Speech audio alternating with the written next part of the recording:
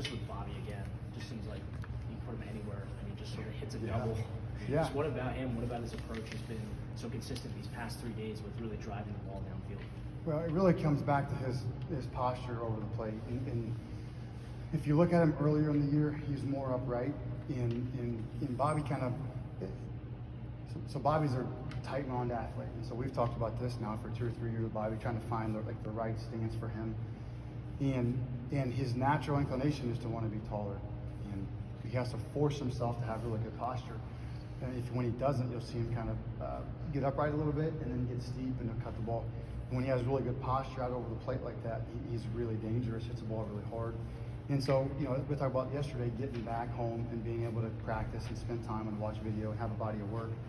And so you trusted him. They're even in the 8th, I said, hey, if Hunter gets on, let's try to drag the first pitch here and end up with the guy on second and make a play. And if not, then go have your at bat.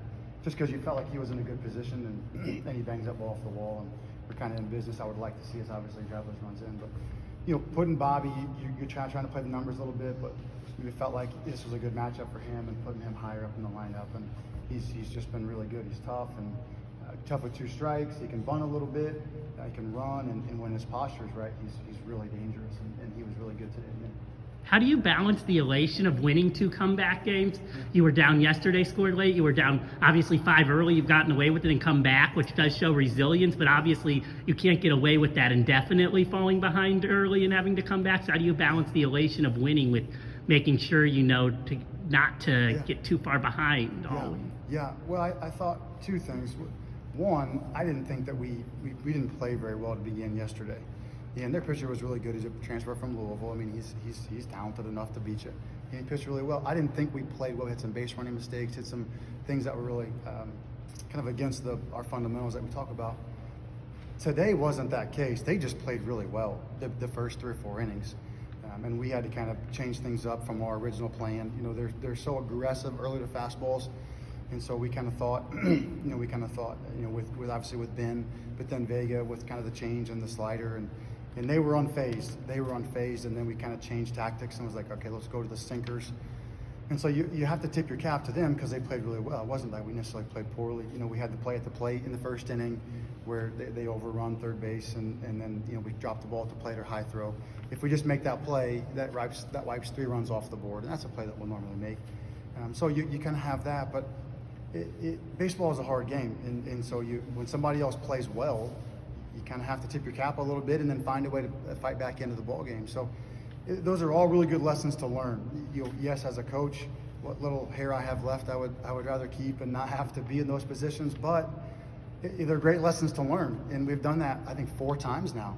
And so that is a great quality to have about a group that's tough and resilient and competitive and composed and has the ability to string it together and do that. So yes, I would rather not do it, but those things are going to happen over the course of the season, and to do it early in the year is a good quality to know as you stack these games up to the course of the season that hey guys, we're still on this. Hey, we're still on this. There's going to be another time this year where somebody just comes out and plays really well. They get a bunch of hits and score runs, and we have to be able to just chip away at it and find a way to put it away. So the eternal optimist in me says it's a good thing.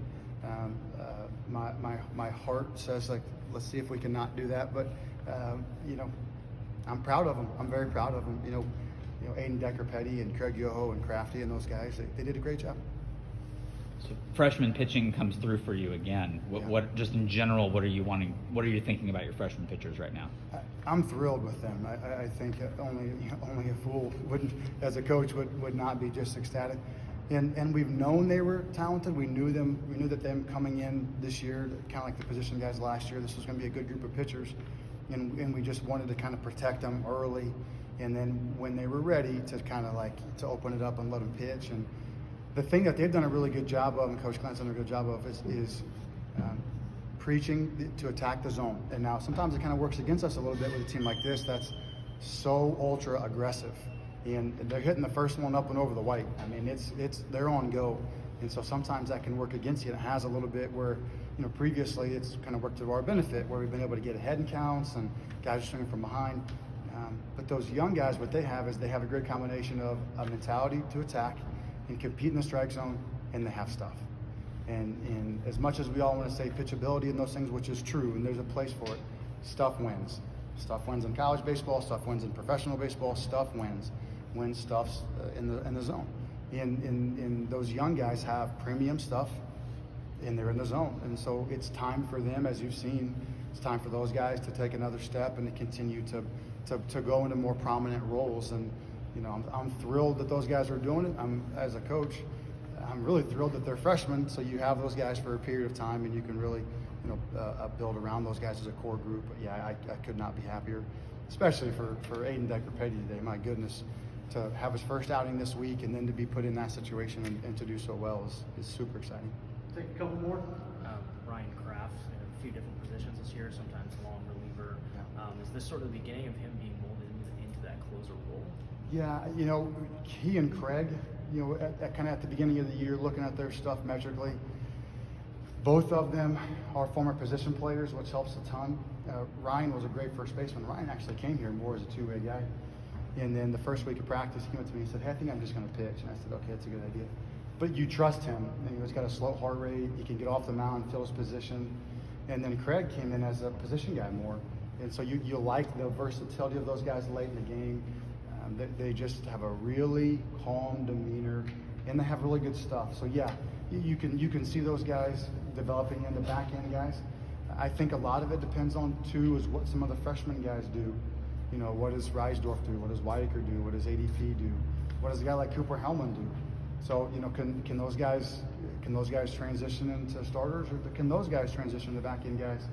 Because Ryan Kraft could be a starter or a closer, and that's a great problem to have. It is something that we'll have to make a final decision on, but for right now, it's very relieving to look down and know that you got Crafty there for the 8th or 9th inning.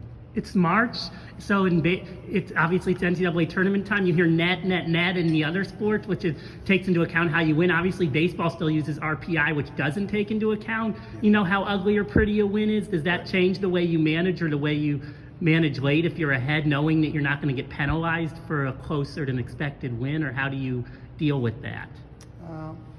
My philosophy has always been to win today, and then we're about tomorrow. A lot of times, really just because you may score 6 runs in the first inning tomorrow, and you don't know. That's kind of what we did today. It was like, okay, it's the 3rd inning. We know we have the arms and the pen to be able to keep this game where it's at, and we're just going to have to trust our offense to be able to march their way back into the game. And if you kind of unload your pen and you don't come back, yeah, it can burn you. It can really hurt you because now you've put yourself in a really precarious position for the rest of the weekend. But today is the most important day, and if you've got 6 innings to work with, you got 18 outs, and you're gonna have to trust your guys, and that's what we did. So it's just, I don't think too much about it. I think you obviously when you're scheduling games, right? When you're scheduling, you look at the RPI and whatnot. But when you're in the moment and you're competing, I just always think to myself, we may score 5 runs in the first inning tomorrow. Don't look back and regret what we did today. And giving one away, knowing that you win 12-2 tomorrow. It's awesome. You have a full pen, but you lost today's game in the process. Great. Thanks, Coach. Thanks so much. Say more. We're going to put you right in there. Morgan Colopy.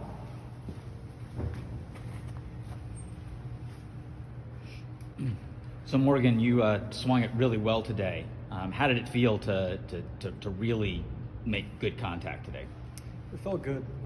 I've just been sticking to my plan. It hasn't really been working, but just trusting my own plan, and it came through today. Saw you in the cages here yesterday. Were you getting in some cage work, and if so, was that in preparation for today, or was that just sort of your normal routine? Yeah, I just wanted to make sure I was ready to go, working on getting fastballs and driving in the middle of the field. So. How nice is it to be able to play again? Obviously, last year you missed a ton of time with injury. You're healthy now and can play. How good is it to be able to contribute now and not be on the sideline? Well, it feels great. Nothing better than coming out here with my teammates and playing hard and playing a good team. So. Yesterday, comeback victory. Today, sort of the same thing. Was there that sort of similar energy as yesterday with the offense in the dugout? Yeah, definitely. With this team, I feel like no lead is safe for an opponent. We're just so tough all the way through. So, I mean, we came back. We started off down, and felt strong. Have you been working on anything in particular leading up to this particular game? Just been working on my approach, getting a good pitch over the middle and driving it hard. Anything else from Morgan? If not, thanks, Morgan. Appreciate Thank it. you. Hey, thank you.